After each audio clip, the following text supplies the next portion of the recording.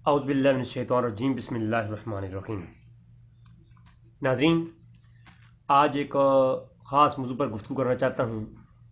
बहुत सारे अहबाब ने, बहुत सारे ऐसे लोग मैंने देखे सोशल मीडिया पर भी, कुछ लोगों ने तो सवालात किए, लेकिन कुछ लोग ऐसे मैंने देखे जो सोशल मीडिया पर ये बात फैला रहे हैं कि जनाब सऊदी अरब के अंदर जुमे नहीं पढ़ाए जा रहे, मस्जिदें बंद हैं, और पाकिस्तान के अंदर भी बाज़ जगहों पर ये रूटीन बन चुकी है। तो ये जुमा पढ़ाना ये बकिया वीडियो देखने से पहले वीडियो को लाइक करें, चैनल को सब्सक्राइब करें और बेल आइकन पर क्लिक करें। शुक्रिया। जुमा ना पढ़ना, ये मस्जिदें बंद हो जाना, वीरान कर देना, ये क़यामत की निशानी है। और ये जो लोग कर रहे हैं गलत कर रहे हैं। और पाकिस्तान में कुछ उलमाए ज़ियत शाम जो है इस बारे में उन्होंने गुफ्तगू की, और बाज़ लोगों ने तो इस चीज़ पे ज़ोर दिया कि ये जो बीमारी है कोरोना वायरस, ये छूने से या इस चीज़ से फैलती नहीं है। कुरान और हदीस में ऐसी कोई दलील नहीं। कुछ लोगों ने तो इस पे, मैं किसी का नाम नहीं लूँगा या मैं किसी भी, हमारे लिए सारे बुज़ुर्ग सारे उलमा हमारे लिए वाजिब एहतराम हैं। और बाज़ लोगों ने ये फतवा दिया कि जी मस्जिदें जो है ना वो वीरान हो गई हैं, ऐसा नहीं होना चाहिए। जुम्मे के खुतबात जो है वो होने चाहिए, जुम्मे होने चाहिए इत्मीनान के साथ। तो इस बारे में शरीयत क्या कहती है, कुरान और हदीस से गुफ्तगू भी होगी, और इस बीमारी कोरोना वायरस के बारे में कुरान और हदीस से, खुसूसन हदीस नबवी से जो है ना वो आपके सामने पेश करूँगा। इस पर तफसीली गुफ्तगू बहुत सारे उलमा ने की, जिनमें से एक अल्लामा साहब जिनका कुछ बयान का कुछ क्लिप मेरे सामने से गुजरा, डॉक्टर तैयब कादरी साहब, बहुत ही लंबी चौड़ी उन्होंने गुफ्तगू की इस पर। लेकिन मैं जस्ट चंद एक चीज़ों को हाईलाइट करूँगा जो बुखारी और मुस्लिम से रवायात पेश करके। सबसे पहले कि ये मैं कहूँ कि सऊदी अरब की हुकूमत को, और मैं सलाम पेश करता हूँ कि जिन्होंने फ़ौरन कुरान हदीस की रोशनी में इस पे एक्शन लिया और मसाजिद के अंदर जुम्मों का जो इज्तिमा है वो ख़त्म किया, और इस तरह की इज्तिमात सारे ख़त्म किए, और लॉकडाउन में करने में ज़रा भी नहीं सोचा। ये बहुत ही सही किया गया, क्योंकि इस वक्त जो हालात थे, अगर ऐसा ना किया जाता तो लाखों हज़ारों की अमवात इधर भी हो जाती हैं। तो ये सऊदीया की जो हुकूमत है उन्होंने बहुत ही हदीस शरीफ पे अमल करते हुए जो एक्शन लिया है बिल्कुल सही लिया है। हदीस की रोशनी में गुफ्तगू ये है, इंशाल्लाह आगे चल के सारी चीज़ें आएंगी। सबसे पहले तो बाज़ उलमाए पाकिस्तान जिन्होंने इस चीज़ पे जोर दिया कि ये जो बीमारी है, अब मैं इस टॉपिक की बात नहीं कर रहा था बहुत दिनों से, लेकिन आज मेरा दिल चाहा कि मैं इस पर गुफ्तगू करूँ।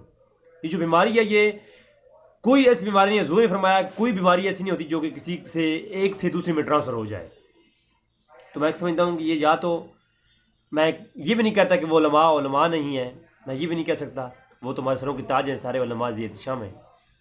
लेकिन मैं ये भी नहीं कहता कि क्या हदीस के अंदर इतनी नज़र नहीं कि हर हदीस की कुतब के अंदर किताबुल तिब के अव्वई चैप्टर्स के अंदर ये चैप्टर है, और बीमारी कौन सी किस तरह फैलती है, क्या होता है, सारा इस पर गुफ्तगू है, एक तवील गुफ्तगू है। मैं मुख्तसरन चंद एक चीज़ें आपके सामने पेश करके बिला तमहीद आगे बढ़ूँगा। सबसे पहले मैं बात करूँगा इस बीमारी के मतलब, फिर नमाज जुमा और उसके मतलब अहकाम और हदीस की रोशनी में सिर्फ हदीस शरीफ इंशाअल्लाह ताला आपकी बरगाह में पेश करूँगा। सबसे पहले नाज़रीन, दो बड़े इख्तलाफ हैं इस वक्त, और मैं हमेशा ये कहा करता हूँ कि अगर मेरी अब बात किसी टकरा जाए, चलो आप मुझे फतवा लगा दें। बड़े उलमा में जो इख्तलाफ रहे हैं उन पर आप फतवा नहीं लगा सकते, और जब इख्तलाफ होता है तो इख्तलाफ के ऊपर जब आपका एक मौक़िफ़ है तो दूसरे के लिए भी कुछ थोड़ी जगह छोड़ें। अब मैं जो मौक़िफ़ पेश कर रहा हूँ कि कोरोना वायरस से बचाव के लिए क्या क्या, तो इसके बरअक्स जो उलमाए पाकिस्तान या दीगर उलमाए तुर्की का या उलमाए ईरान का जो मौक़िफ़ है, जो तैयब उर्दुगान साहब और दीगर उन लोगों का मौक़िफ़ है, तो वो मौक़िफ़ भी सर आंखों पर है।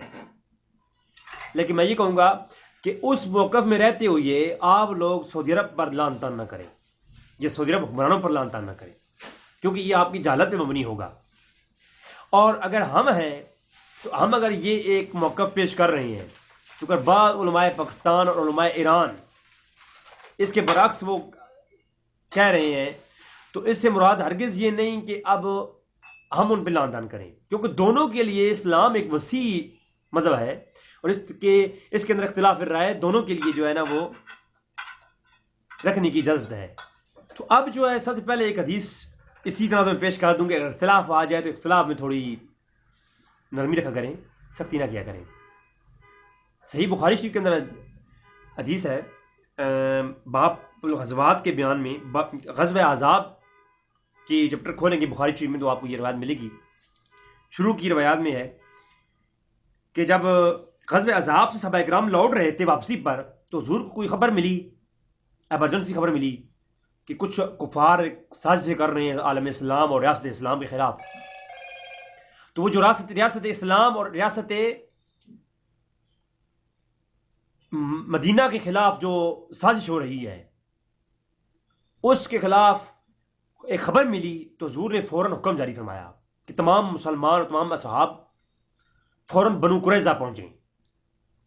अब बनु कुरैज़ा के लिए मैं इस पर ऑलरेडी इख्तिलाफ कैसे मिटाया जाए इस पर मैं लेक्चर रिकॉर्ड करा चुका हूँ और उसमें मैंने ये तमाम रवायात बुखारी मुस्लिम की पेश की हैं कि इख्तिलाफ के होने के बावजूद भी इस्लाम में कितनी वसअत है। तो उसमें मैंने ये रवायात पेश की हैं, मैं सिर्फ आज एक रवायत ये पेश करूँगा। तो बनु कुरैज़ा पहुँचे, हुज़ूर ने हुक्म फरमाया और हुज़ूर ने साथ मुतलक्कन हुक्म एक और फरमाया खबरदार कोई बनु कुरैज़ा पहुँचने से पहले पहले नमाज असर अदा न करे। जोर का वक्त था, नमाज जोर पड़ी और हुज़ूर ने हुक्म फरमाया फ़ौरन बनु कुरैज़ा पहुँचे और बनु कुरैज़ा से तक पहुँचने तक किसी ने नमाज असर अदा नहीं करनी।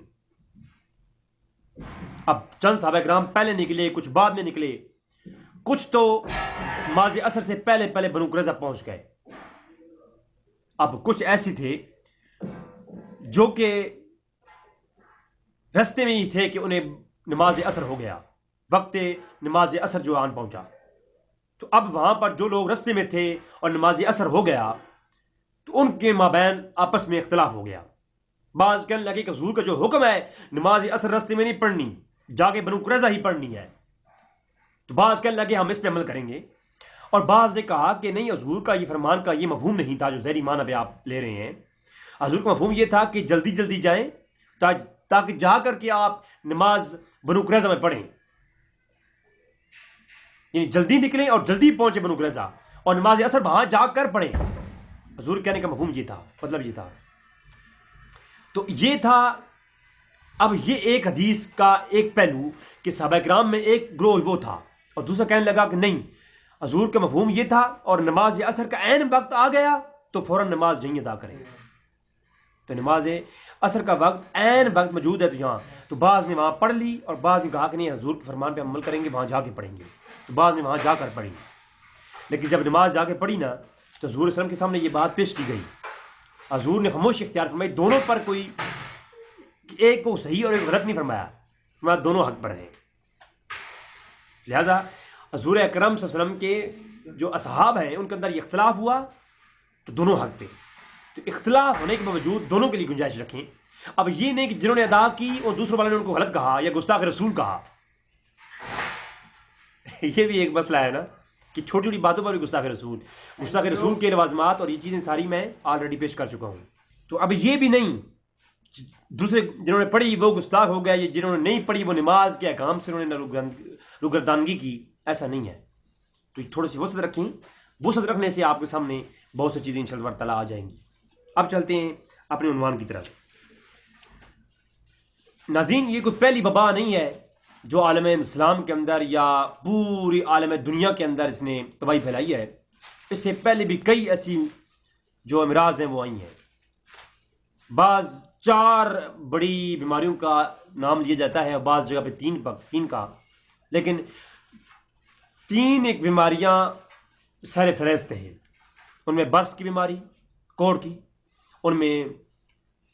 उनमें जो है ताउन की बीमारी और उनमें अज्जाम की बीमारी। ये 3 बड़ी बीमारियां हैं जो कि सर फहरिस्त हैं। अब ये जो बीमारियां हैं, जब इस्लाम के किसी अहकाम में हम अमल करते हैं तो उसकी नस हम देखते हैं।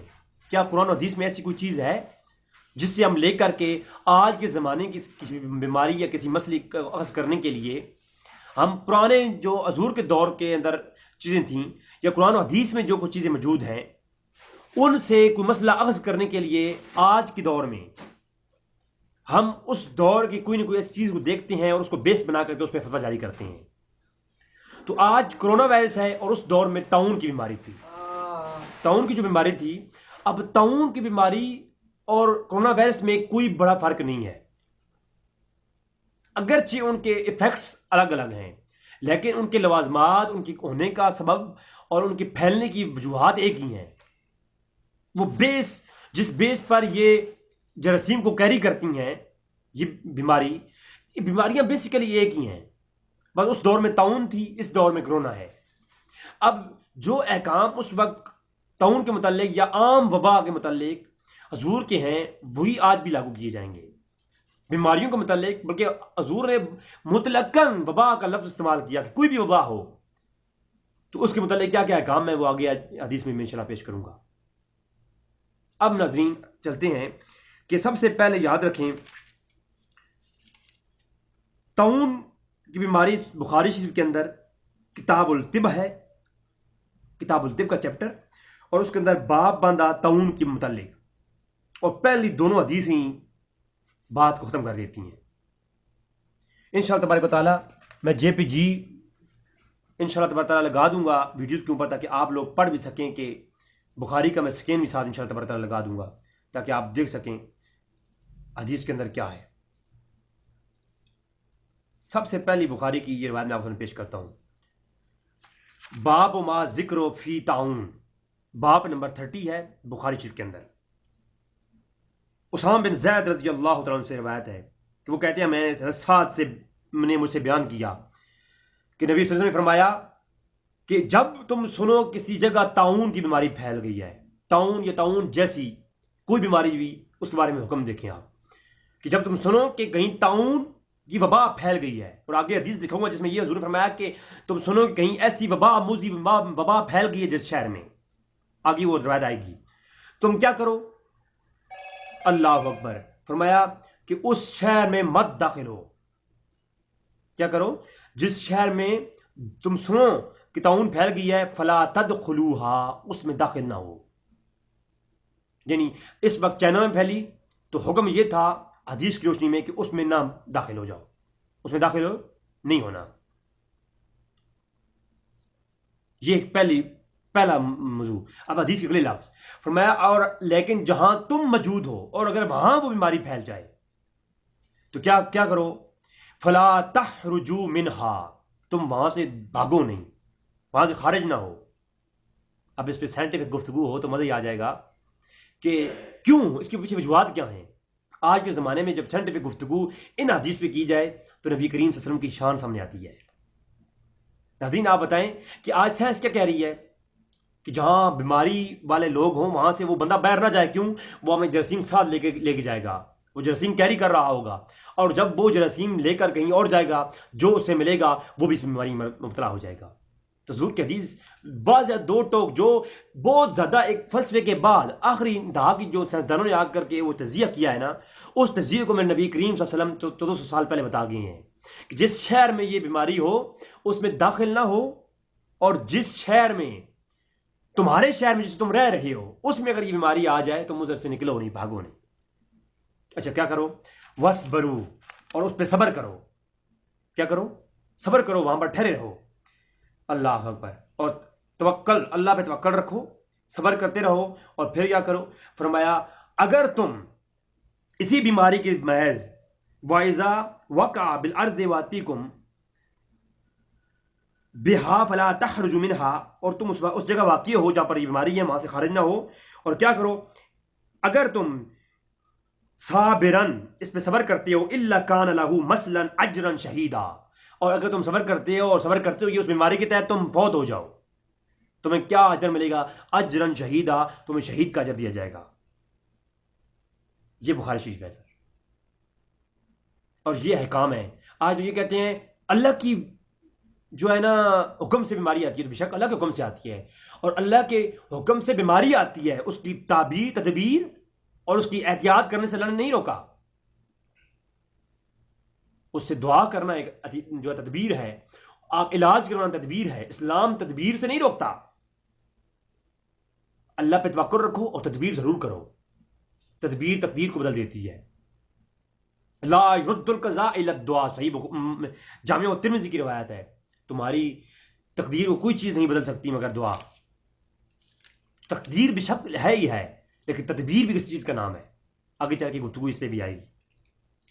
तो फरमाया तुम वहीं अगर रह हुए फौत हो गए, तुम्हारी शान क्या होगी? तुम्हें शहीद का अजर दिया जाएगा, शहादत के मर्तबे पर तुम्हें फैज़ किया जाएगा। तो हुक्म ये था कि जहाँ ये बीमारी फैली वहाँ से कोई बंदा खारिज ना होता, तो ये बीमारी फैलती नहीं। क्यों? ये बीमारी एक से दूसरे में फैलती है। जब उलमाए पाकिस्तान ने कह रहे हैं कि ये बीमारी हुजूर ने फरमाया नहीं फैलती एक जगह से दूसरी जगह, तो इस पर अगला टॉपिक मेरा अगला लेक्चर रिकॉर्ड करवाने वाला हूँ मैं। अभी इस पर गुफ्तगू करना मेरा नहीं है, मौजू नहीं है। बीमारी फैलती है, वो हुजूर ने किस तनाज़ुम में फरमाया, वो पूरी हदीस पढ़ के सुनाए तो मेरे ख्याल में शिकार ख़त्म हो जाएंगे। और वो भी हक है। अगर कोई उस पर अकायद रख रहा है जैसे कि ईरान या दीगर ममालिक के लोग, तो हम कहते हैं ठीक है, वो भी हक पर है, लेकिन दूसरों के लिए भी थोड़ी जगह छोड़िए। ज़्यादा पुख्ता मौक़िफ़ इसी पर है कि बीमारी एक बंदे से दूसरे बंदे में फैलती है, और हुजूर ने इस पर एहतियात करने के लिए हमें हुक्म फरमाया है। वरना हुजूर कभी ना कहते उस जगह ना जाओ जिस जगह पे बीमारी ताउन फैली हुई है। इससे अगली हदीस आप पढ़ें, इसी के अंदर तवील बुखारी शरीफ के अंदर 5829 नंबर रवायत है। अब्दुल्लाह इब्न अब्बास रवायत करते हैं, हम उमर बिन खत्ताब के साथ शाम की तरफ जा रहे थे। रस्ते में अबू बदा बिन जरा और उनके साथी में मिले। उन्होंने कहा कि शाम में ताउन फैल चुका है, आप लोग कैसे गिदगिदा जा रहे हो? अब सहाबा किराम ने यह नहीं कहा कि अल्लाह पर तवक्कुल करें, बीमारी एक बंदे से दूसरे बंदे में कहाँ फैलती है भाई। अब समझे, थोड़ा सेंस से अगर आप रवायात को पढ़ेंगे तो मालूम होगा कि अगर वहाँ पर अबू बदा बिन जरा ने जब ये बात कही, तो उन्होंने ये बात कही क्यों है? जब शाम जा रहे हैं तो भाई जाओ, बीमारी फैली हुई है तो बीमारी तो एक बंदे को लगी होगी, 10 को लगी होगी, तो वो फैलती क्यों नहीं? तो अच्छा, उसके बाद आज साइंस हम पे एतराज़ कर सकती है। इस्लाम कहता है कि बीमारी एक बंदे से दूसरे बंदे में नहीं फैलती, और साइंस तो कह रही है कि फैलती है। तो इसका मतलब ये हुआ कि आपका इस्लाम की ये बात झूठी है। फिर आप अंग्रेज़ों को क्या जवाब देंगे?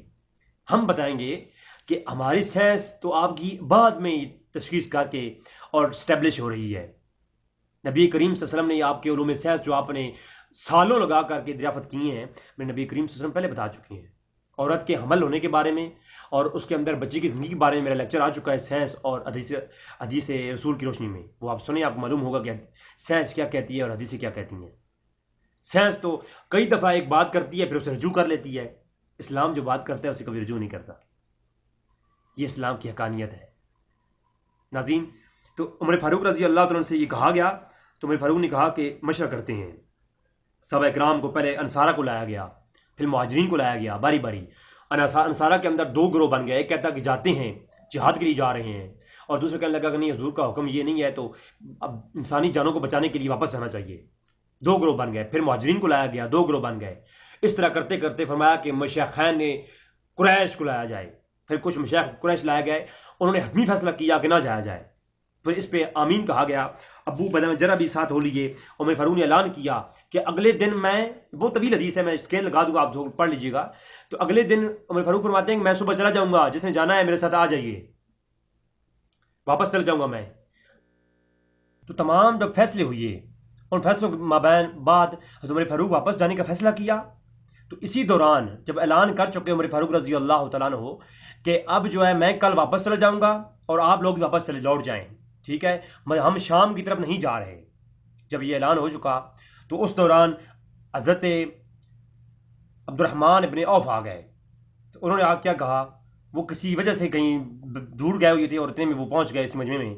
वो आग कहते हैं अल्लाह की कसम, इस मसले का हल तो मैं जानता हूँ।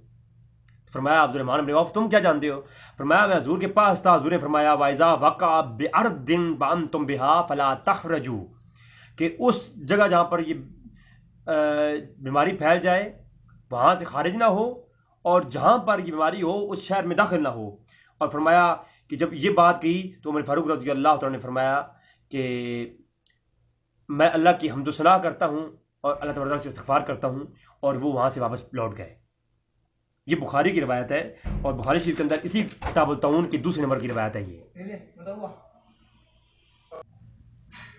और फिर इसी तरह की रवायात आप देखें सही बुखारी की किताबुल हदीस अंबिया 3474, और इस तरह किताबुल तिब के अंदर 1734, दीगर जगह पे हज़रत आयशा सिद्दीक़ा रज़ी अल्लाह तआला अन्हा आप रवायत करती हैं कि यनकुज़ु फ़ी बिलाद ही साबिरन, जो कोई भी ये ताउन की बीमारी पर सब्र करते हुए फौत हो गया तो क्या हुआ, इल्ला कान लहू मिसलन अजरन शहीदा, उस शहीद का अजर अलग तरफ से दिया जाएगा। तो ये जो लॉकडाउन का जो नज़रिया है, जिन लॉकडाउन का नज़रिया ये कुरान और हदीस में मौजूद है। आप देखें कि हज़ूर एक ने मना फरमाया उस शहर को लॉक कर दो जिसमें ताउन हो, उससे बैर कोई ना जाए, और उस शहर को लॉक कर दो, और जिस शहर में तुम रहते हो उसमें अगर हो तो उसके अंदर ही रहो, बैर ना जाओ। आप खुद बताएं मुझे कि ये जो लॉकडाउन का तस्वर है, ये जो लोग कह रहे हैं जी ये हो जाएगा, तो ये खुद नबी करीम सल्लल्लाहु अलैहि वसल्लम के ज़माने में हज़ूर ने ये तस्वर दिया है। बल्कि आप मज़ीद देखें मसरद अहमद बिन हम्बल के अंदर तो वज़ाहत और भी वज़ाहत हो गई ना।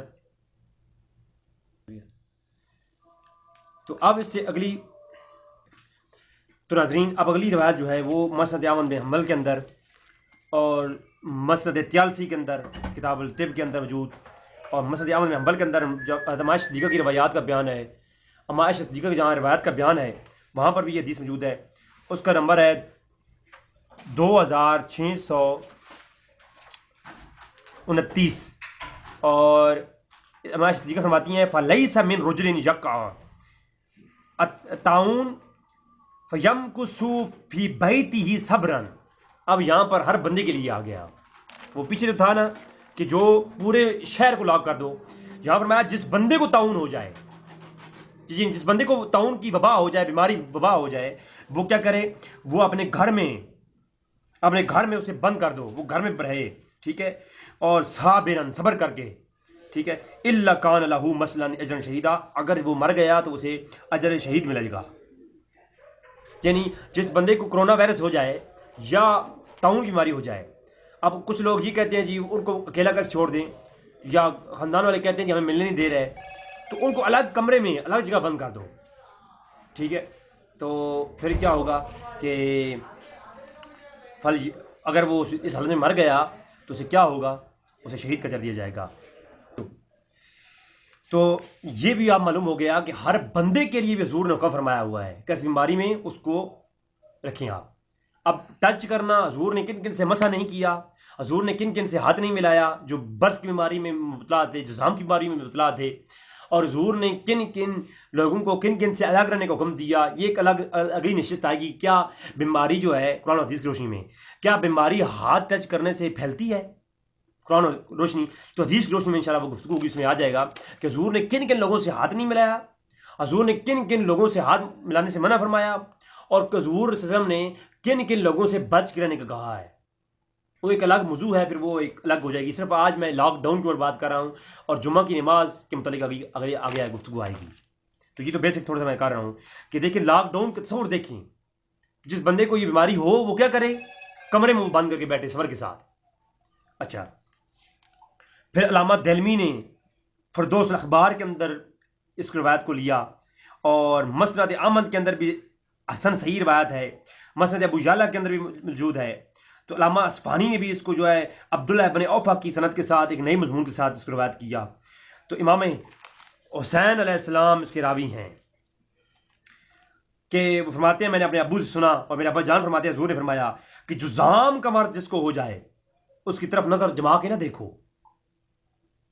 अच्छा, और वइज़ा कल्लमा तो तुम हम फला यकुन बैनकुम व बैनहुम कैद रूहिन, जुज़ाम का मर्द जिसको हो जाए, वइज़ा कल्लमतुम फला यकुन बैनकुम व बैना कैद रूहिन, कि उनके माबैन उनके जो है जब तुम किसी जुज़ाम के मर्ज वाले से कलाम करो, बात करो, तो बात करने का स्टाइल ये होना चाहिए कि कम से कम आप एक नेज़ा दूर रहें। और बाद रवायात में आया है कि आप एक नेज़े से 2 नेज़ा दूर बैठ के बात करें। जुज़ाम वाले मरीज हजूर फरमा रहे हैं, क्या हजूर ज़्यादा कोई इंसानियत की से मोहब्बत करने वाला शख्स है? तो नबी करीम सल्लल्लाहु अलैहि वसल्लम कितनी मोहब्बत करने वाली शख्सियत है इंसानियत के साथ। तो वो भी फरमा रहे हैं कि जुज़ाम वाले मर्ज से एक नेज़ा दूर बैठो। अब जुज़ाम वाले मर्ज से एक नेज़ा दूर बैठने का हुक्म नबी करीम सल्लल्लाहु अलैहि वसल्लम ने दिया है। और एक नेज़े की आज जो है कोरोना वायरस वाले से दूर कितना बैठना चाहिए, आज साइंस की आप जाएं बेशक नेट पे आप रिसर्च मारें तो डॉक्टर्स का कहना है कि जो कोरोना मरीज हो ना कोरोना का, उससे 8 फीट की दूरी पर बैठे हैं। अब 8 फीट और एक नेज़ा का जो फासला है वो एक जैसा होता है। एक नेज़ा 8 जो है फीट का ही होता है, 3 हाथ का होता है, यानी 8 फीट का एक नेज़ा होता है।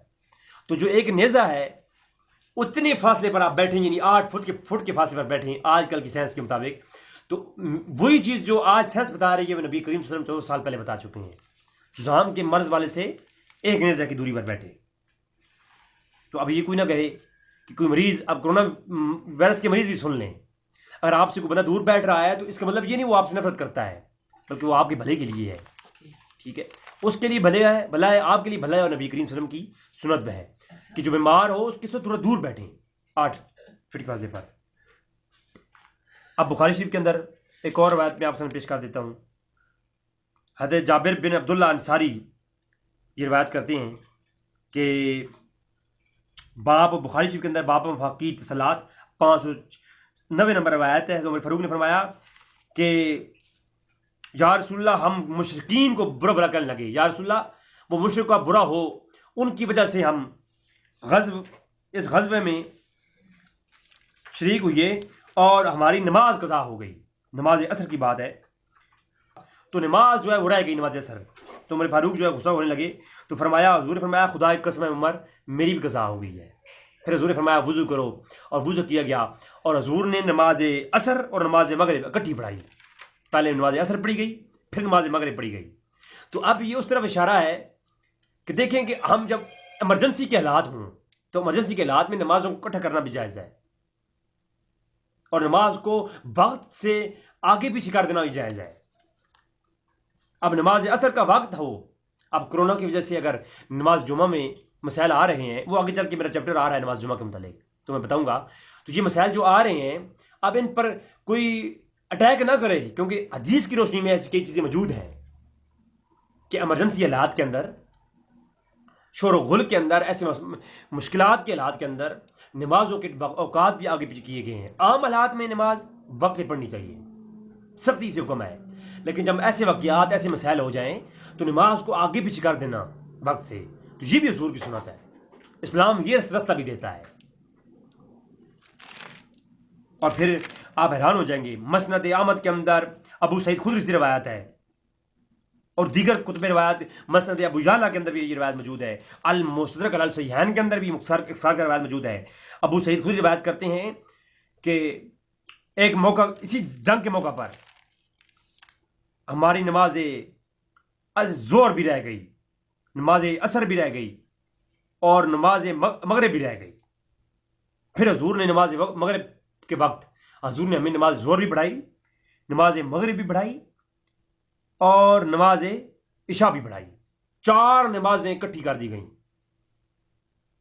अब मुझे आप बताएं, शरीयत को ज़्यादा समझने वाले लोग कौन थे? इसलिए मैं ये कहता हूं कि इन चीज़ों पर घमाराई ना की जाए।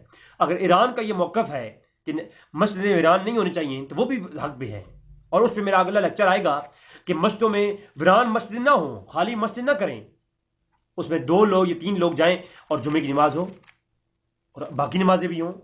2 लोग हों तो जुमा हो जाता है, और इमाम आज़म हनीफा के नज़दीक तो 3 लोग हों या 4 लोग हों तो जुमा हो जाता है। तो इमाम आज़म हनीफा के नज़दीक 4 लोगों से जुमा हो जाता है, एक इमाम, एक मौज़िन और 2 और लोग, जुमा हो जाता है। तो फिर वो लोग जाएं और 4 लोग जाकर जुमा पढ़ें। अगर कुछ लोग और भी आना चाहें तो आप चेक करें, यकीनी लोग, जो लोग इस वाकई कोरोना की मर्ज में मुबतला नहीं है, वो जाकर जुमा पढ़ें। ईरानियों से बात नहीं हो रही, पाकिस्तानियों से बात हो रही है, पाकिस्तानी ज़रात। लेकिन अब सऊदिया को मैं सलाम पेश करता हूँ, अगर वो लोग इस चीज़ को रोक रहे हैं तो इसमें हजूर की ऐन हदीस पे जो है ना अमल है। मैं आगे चल के वो हदीस पेश करता हूँ कि हंगामी हालात में जुमे को छोड़ देना, जुमे को तर्क कर देना, अपने अपनी जगह घरों में नमाज पढ़ना, ये हजूर की सुन्नत है। और इस पर मैं आगे हदीस पेश करूँगा। सबसे पहले मुझे ये बताएं, क्या नमाज, आम हालात में नमाज अगर सफ़र में हो तो उसकी जो है ना कसर है कि नहीं है? जी है। क्यों? क्योंकि आप सफ़र में हैं। एक आम बात बता रहा हूँ। तो नमाज जो ऐन वक्त पे फ़र्ज है, अगर सफ़र में हो तो आप वो नमाज कसर करके पढ़ते हैं। क्यों? क्योंकि हजूर का है, फरमान है, और ये सफ़र आज का सफ़र वो सफ़र नहीं रहा। पहले दौर में तो सफ़र महीनों को हुआ करता था, और आज सफ़र कैसा है, आप 10 घंटों में अमेरिका से जो है इंग्लैंड से पाकिस्तान आ जाए, पाकिस्तान से इंग्लैंड, कोई मुशक्क़त है ही नहीं, आप आराम से बैठें और आपको सफ़र हो जाएगा आपका। तो इस सफ़र में तो होना ही चाहिए। अगर कोई इस सफ़र में नमाज पूरी पढ़ता है तो वो भी शरीयत में अमल पैरा है, और अगर कोई कसर पढ़ता है तब भी वो शरीयत में अमल पैरा है। दोनों तरह की रुख मौजूद है इस्लाम के अंदर। तो नजर नमाज कसर और रोज़े के लिए आप देखें, मुसाफिर के लिए रोज़ा छोड़ दिया गया, क्यों? वक्त पे रोज़ा नहीं, बाद में रख लो। बूढ़े के लिए रोज़े की जो है ना वो छूट दी गई। इसी तरह और कई जो इस्लाम के शरी फ़रज़ काम जो हैं उनको वक्त से हटा दिया गया, क्योंकि हालात को देख करके इस्लाम के अहकाम जारी होते हैं। जैसे सेहत है, अगर कोई मरीज है या कोई बूढ़ा है तो वो फिदिया दे, रोज़ा ना रखे। तो ये देखें आप, इस्लाम ने हर तरह के रास्ते दिए हैं। इस्लाम आसान दीन है, ना कि इस तरह के मुश्किल बना दिया जाए। अब देखिए सही बुखारी के अंदर किताबुल जुमा है, और किताबुल जुमा और जो है ना बारिश का बयान, यानी जुमे वाले दिन बारिश का बयान और नमाज जुमा का बयान। बुखारी खोलें, आप देखें हज़रत अब्दुल्लाह इब्न अब्बास ने हुक्म दिया, रवायत का नंबर है 900, सही बुखारी,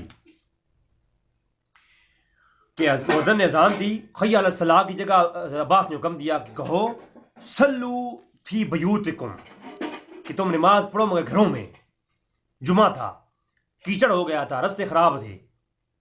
अब आज तो कोरोना वायरस है ना, इस उज़र के बहस जो है ना सऊदी अरब ने जुमे को रोक दिया गया है, जुमा। तो ये सऊदी अरब के अंदर जो जुमा रोका गया है, ये ऐन रवायात पे अमल है। हजूर ने खुद ये रास्ता दिया है हमें, और सहाबा किराम ने रास्ता दिया है हमें, कि उज़र की बुनियाद पर आप जुमे को तर्क कर सकते हैं, घरों में नमाज पढ़ें। तो अब्दुल्लाह इब्न अब्बास जो कि तर्जमान और कुरान हैं और मुफस्सिर कुरान हैं, और आप देखिए वो क्या करते हैं कि कहते हैं कि जब आप जुमे का दिन था और बारिश थी और कीचड़ था हर तरफ, लोगों को मुसीबत होगी, इस वजह से आपने हुक्म दिया कि सल्लू फी बुयूतिकुम, कि तुम मुअज़्ज़िन ने अज़ान दी, खैर सलाह ना कहो कि आओ नमाज की तरफ, कहो कि घरों में नमाज पढ़ो। तो ये हुक्म जो दिया, ये क्यों दिया? उज़र की बुनियाद पर। तो इसी तरह उज़र की बुनियाद पर जुमे का जो ये लॉकडाउन है, ये करना, इस पर कोई कबाहत नहीं है, घरों में नमाज पढ़े। और ये कोई एक दफ़ा नहीं हुआ। अगर इस पर मैं कम से कम मैं जब हदीसें गिनी तो इस पर तकरीबन 34 रवायात मुझे कुतुब हदीस में मुख्तलिफ अनुवात और मुख्तलिफ तुर्क से मिली हैं कि जुम्मे सहाबा किराम ने घरों में पढ़े हैं, हुजूर ने ऐलान फरमाए, सहाबा किराम ने ऐलान फरमाया। मैं चंद सिर्फ एक दो रवायात आपके सामने पेश करूंगा। इसी तरह किताबुल अज़ान के अंदर भी यही बुखारी की रिवायत मौजूद है, और सुनन अबू दाऊद के अंदर किताबुल जुमा और फी जुमा, किताबुल जुमा, और इसमें बाप है पूरा कि जुमे का दिन बारिश का बयान। हदीस का नंबर है 1050।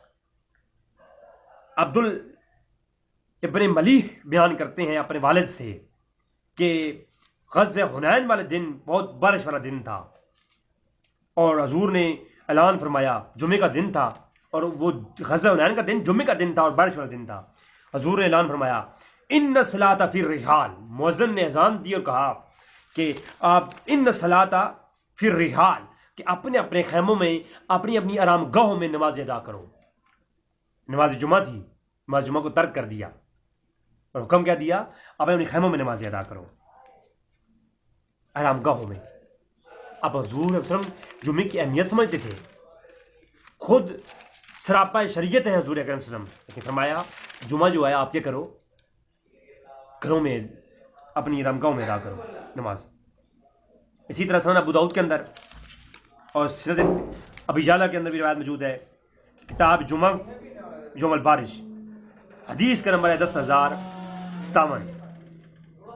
हुदैबिया सन 6 हिजरी के अंदर जब सुलह हुदैबिया का वाक़या पेश आया, जुमे का दिन था, बारिश का दिन था, फरमाया कि हुजूर ने हुक्म दिया कि अपने अपने खैमों में जाके नमाज अदा करो, अपने अपने खैमों में ही ठहरे रहो और वहाँ पे नमाज जुमा अदा करो, यानी नमाज अदा करो। जुमे के लिए बाहर निकलना और जमा करना और मजमूई के साथ एक जगह इकट्ठा होकर नमाज अदा करना मना फरमा दिया।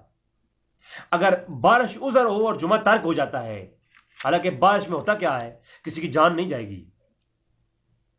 किसी इंसानियत की जान जाने का खतरा नहीं, किसी को बीमारी लगने का खतरा नहीं, बस फिसलने का डर है और पांव गंदे होने का डर है। और जब पांव गंदे होते थे तो खैमों के अंदर जाते तो खैमा पूरा गंदा होता था। तो ये नहीं, वो कीचड़ फैलने का डर है। कीचड़ फैलने की वजह से हजूर ने जुमे को मखसूस कर दिया गया और जुमे की नमाज अपने अपने खैमों में अदा करो। तो जब कीचड़ के फैलने की वजह से जुमा को तर्क करके और आम नमाज घरों में अपनी इमामगाहों में पढ़ने का हुक्म है, तो मुझे बताएं, इस जानलेवा बीमारी की वजह से अगर मुसलमान घरों में नमाज अदा कर रहे हैं एक दो जुमे, तो इसमें हर्ज क्या है? अब ये दूसरा जुमा है जो सऊदी अरब में नहीं हुआ, तो इसमें सऊदी हुकूमत ने जो हुक्म दिया ऐन इन हदीस के हुक्म के मुताबिक है। तो आए कि अल्लाह ताला जिन लोगों ने ये जो है ना इन हदीसों को सामने लाने के लिए ये एतराज़ अगर ना होता और ये एक्शन ना होता, तो ये इन हदीसों को सामने कौन लाता जुमे के मुतालिक? और उन्होंने इस वजह से हजूर की ये सुन्नत भी सामने आई। फिर आप इसमें मजीद देखें, एक तवातुर है हदीस का कि जब इस तरह की बीमारी फैल जाए, इस बीमारी की फैलने की वजह से आपने करना क्या है, हुक्म क्या है? आपने जो है घरों में बैठना है, घरों में लॉकडाउन की सूरत में बैठना है और दूसरों से मेल मिलाप नहीं रखना, दूसरों से मुसाफा नहीं करना। इसके अगली लेक्चर में आएगा इस पे। और दूसरों से गले लाकर नहीं मिलना, दूरी से सलाम करना है। कि कुरान ये हदीस से बिल्कुल ये चीज़ हुक्म साबित है, इस पर कोई बात नहीं है। दुआ कि रब ताला हमें इन चीज़ों से महफूज रखें।